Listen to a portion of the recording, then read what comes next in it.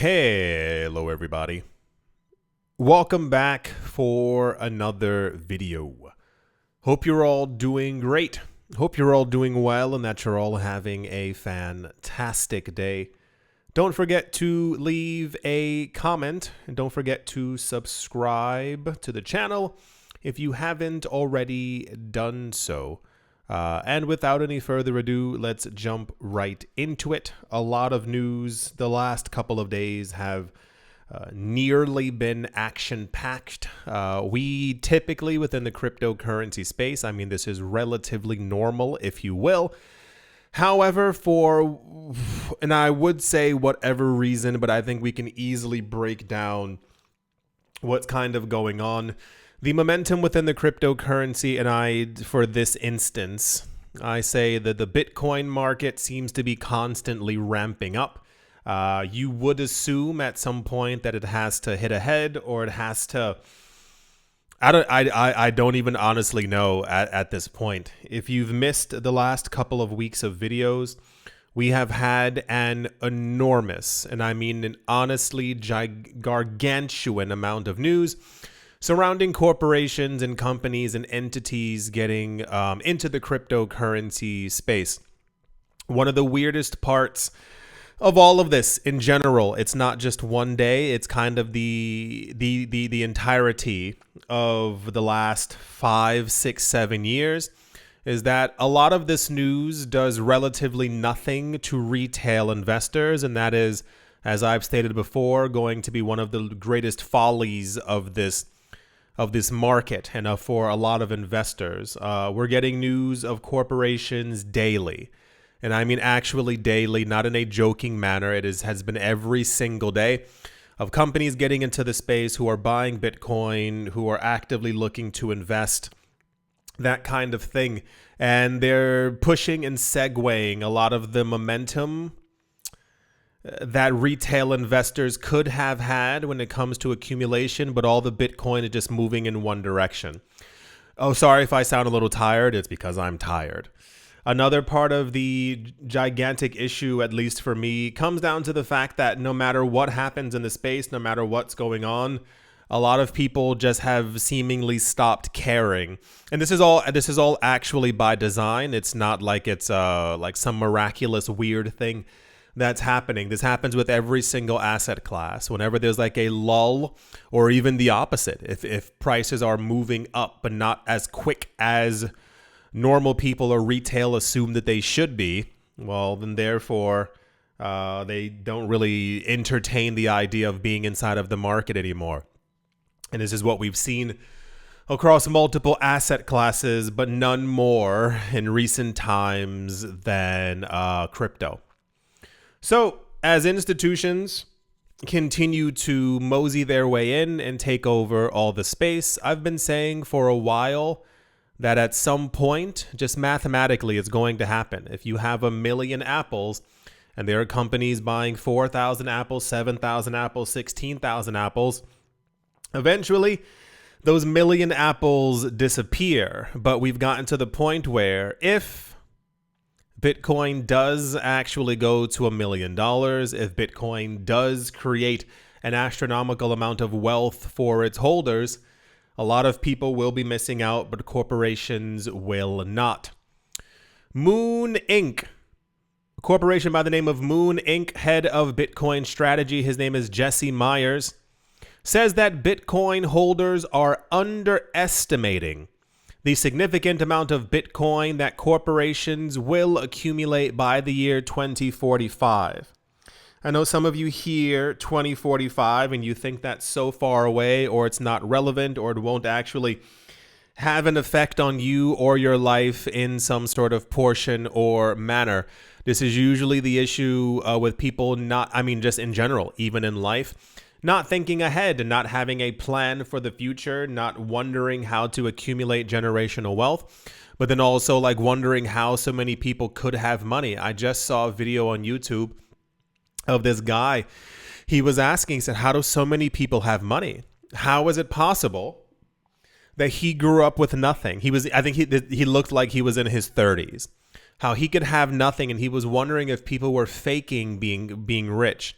He was like, I don't understand, like, where's this wealth coming from? And this is usually a gigantic issue. I've seen a lot of these videos in the last couple of years where people don't seem to understand that the amount of millionaires and billionaires continues to grow.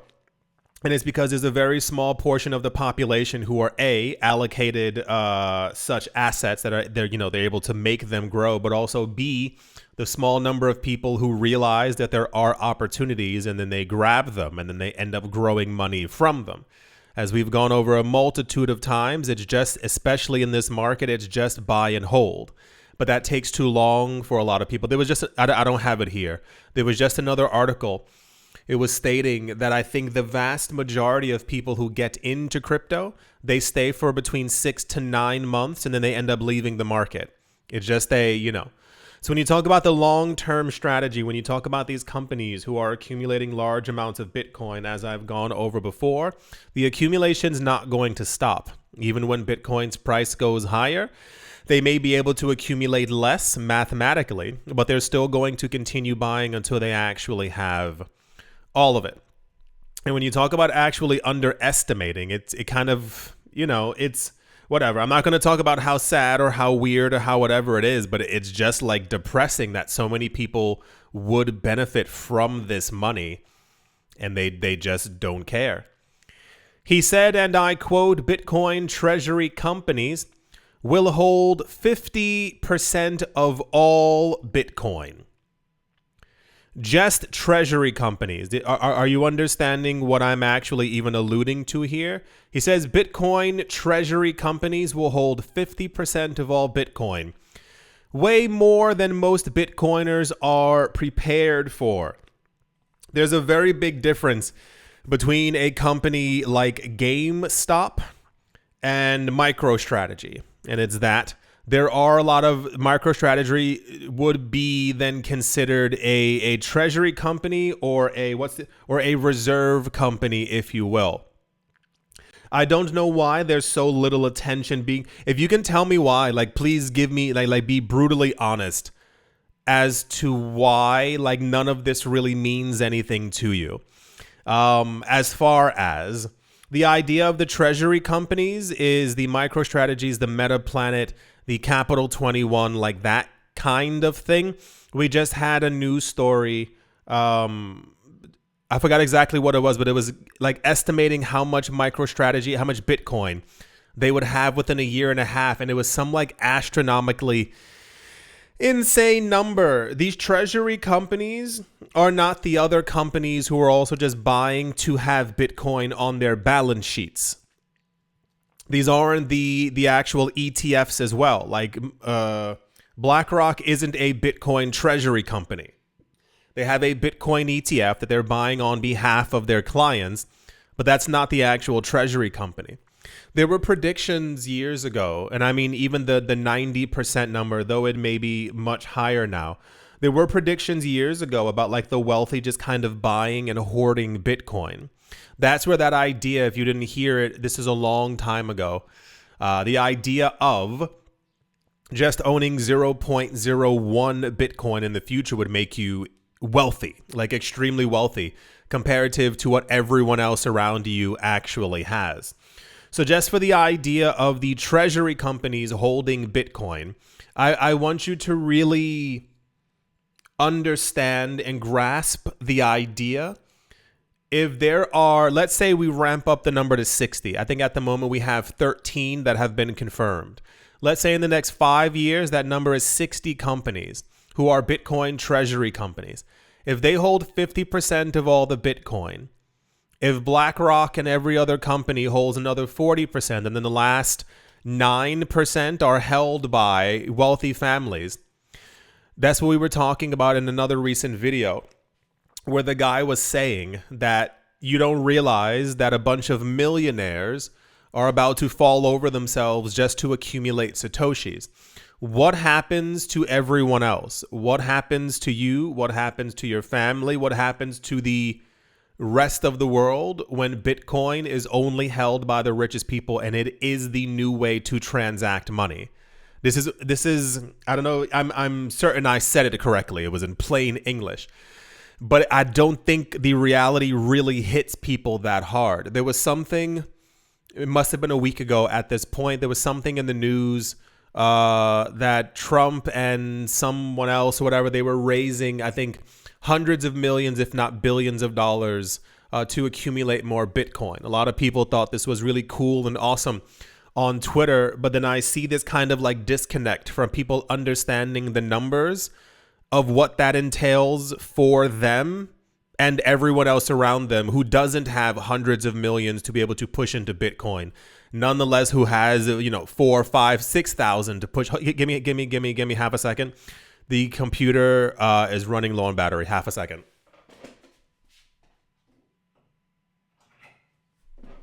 Okay, back. I was looking at the thing on the bottom and I was like, the battery's not moving. All I could see was that it was actually going lower. Basically what this, when we were talking about before, the $1 million Bitcoin, if you missed that video and that conversation, I was saying the problem is, from my friends, is that if Bitcoin is rustling around $100,000 and therefore a 0.01 Bitcoin is $1,000, how many people do you know are going to get 0.01 Bitcoin? The issue ends up being, once again, is that as Bitcoin's price goes up, of course, that 0.01, of course, goes up a lot higher in value comparative to the US dollar. So once Bitcoin hits $500,000, people are going to be quite reluctant to put 5,000 to have 0.01 Bitcoin, assuming that it's a very small amount of Bitcoin, not realizing that they're holding 1 million Satoshis. When Bitcoin goes up to 1 million, it would be the exact same thing. It's just I don't understand why the world works this way, why the mentality works this way with investing, with making money, with holding assets, but that's just the way that it is. He further forecasted that MicroStrategy will own $70 trillion. $70 trillion. That is $70 trillion worth of Bitcoin by the year 2045. I think Bitcoin's current market cap, I think it's 2 trillion. I think it's currently 2 trillion. He said, making it by far the most valuable company in the history of the world. At the time of publication, MicroStrategy holds 576,320 Bitcoin, according to something called Sailor Tracker, which I didn't even know was a thing. He then talks about the actual rest of the money that is going to move into Bitcoin or could move into Bitcoin, moving up its price a lot higher. We're getting corporation news all the time. It's very, very weird, and I hope you understand that. And I've tried to explain it before. I know it's not the most exciting thing to a lot of people. I know people just want the price to go higher, and all these people keep losing sight of what all of this actually is. When you talk about the countries who are de-dollarizing, if you missed a lot of that news, here we go. A lot of countries are getting rid of the US dollar. They're getting rid of US bonds. They're getting rid of US treasuries. They're getting rid of anything that is connected to the United States because of its relative instability. You might not agree with that, but then you're probably also delusional in some form or fashion. And we've seen a lot of times when we're getting news about de-dollarization or corporations getting into Bitcoin, we're also hearing about a lot of countries and a lot of sovereign wealth funds who are using that money, those billions of dollars, and moving it into Bitcoin at the exact same time. This is gigantic. This is something almost otherworldly that we're seeing. The attention that's being paid to Bitcoin by rich people and the wealthy and the people who make money. And then there's almost no attention being paid by normal people. Someone wrote the other day on Twitter, last thought before we move on, someone wrote on Twitter, I think when Bitcoin went to, 111 or 112,000 for the first time, they said it's so weird, there's no euphoria. They said you could see some people in crypto celebrating online, and certain publications were talking about it. But they said everyone else, there was nothing. They no messages from their friends, nothing from their families asking how to get into it. It's just this normal people just don't care, while we're seeing like wealth move from one side to the other. There's another article talking about the amount of corporate demand for Bitcoin and why it keeps rising and who's getting into what and why this is happening now, and the ideas about inflation and US debt skyrocketing and people de-dollarizing and getting away from the United States market. Yeah, no, this is... I didn't think we would see this for another decade, if not a lot more. So to see it right now is unsurprising, but also surprising. It's only going to continue moving in this direction. I don't know if you know that, but that's the way that things currently are. If you missed before, we were talking about an analyst who was talking about the future of the United States dollar and where things are going. And he thinks that if it can, and that's at base level. If they continue printing money, the economic policies that they've had for the last 30 or 40 years, basically the United States' economy is going to probably, the guy said, is going to look something similar to, I think he said Turkey and Hungary. I believe those were the countries as far as like their relative strength against the US dollar, basically being on par with them. Yeah. Corporations continue to buy tons of Bitcoin. People will figure it out eventually, but at that point, it'll probably be too late. It's not meant to scare you. It's just logic. I don't know how many days in a row we can have news like this and the world continues to not pay attention. Once again, not even just from this channel, just news in general. A lot of people just don't pay attention to things happening around them. And yeah, let's move on. Also in extremely popular news, a new report from the World Economic Forum released in May 2025 titled Asset Tokenization in Financial Markets has identified critical components driving the evolution of tokenized finance. According to a researcher online called SMQKE,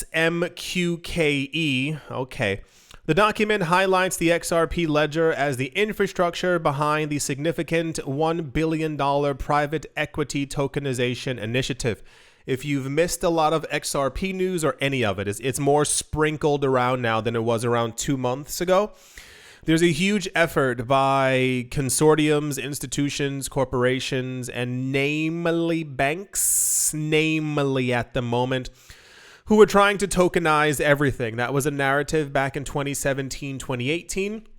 That's when we were talking about self-driving cars and being able to tokenize them on a chain, and you and each of your friends being able to own a tenth of a car, like that kind of thing. One of the major components of this is the idea of the tokenization of everything. Anything that has value basically being put on chain. There's been a huge amount of speculation that for whatever the reason might be, that Ripple and XRP are at the center of this. We had news for a number of years now, and I think, I'll tell you honestly, I think a lot of this has to do with the NDAs, the non-disclosure agreements. As a company or a corporation or any entity, when you have conversations with banks or governments or whatever, you typically sign NDAs so that the information doesn't leak out, and there are like legal consequences for you doing so. We've seen this before in crypto multiple times, a lot of it having to do with basically not alerting other companies or institutions to what you're doing. i.e., if there's a bank that's working with Ripple, and we know that they're working together quite closely, and XRP is at the center of what everything that Ripple is doing, a lot of the assumption would then be that bank is then probably buying up XRP as a way to also cash in on the money that would be made from the thing that they're working together. However, we have heard that there are NDAs, but there's no, what's the word? Some cases, there's no concrete proof of like that entity actually buying XRP. So I think a lot of the news that we get tends to be quite positive for Ripple and XRP. but there are probably such an enormous amount of NDAs that when things do get leaked or someone says something, or remember this was 2 or 3 weeks ago, there was someone at an event, he was talking about, I believe it was Bank of America and Ripple working together. He's like, no, they've been working together for years. And he kept on talking like that ends up making it into the news because it's like, okay, we have confirmation, but everything else is kind of like an okay.